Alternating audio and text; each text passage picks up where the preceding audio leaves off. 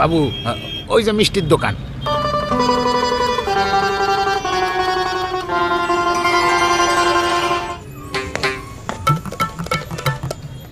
না না, এরকম ভাবে হয় না। না না না না না, হতেই হইব। আমি এই পাড়ার শান্তিলতা রানীর নতুন জামাই, আমাকে দিতেই হইব। ঠিক আছে, তাহলে আজকেই যাব। হ।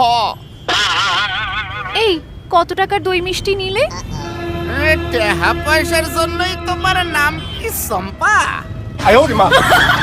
তুমি আম খাও, আটি লইয়া আমাকে ভাবতে দাও। আচ্ছা ঠিক আছে বাবা, ঠিক আছে। বাড়িতে এত কিপটেমি করো তো, তাই জিজ্ঞেস করলাম আর কি।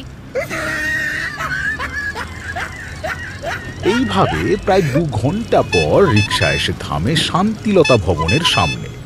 যতীনের শাশুড়ির নাম শান্তিলতা, তাই তার নামেই এই বাড়ির নামকরণ হয়েছে শান্তিলতা ভবন। বাবু চলে এসেছে। তুমি একটু পরে ঘরে আইসা ভাড়া লইয়া যাইও।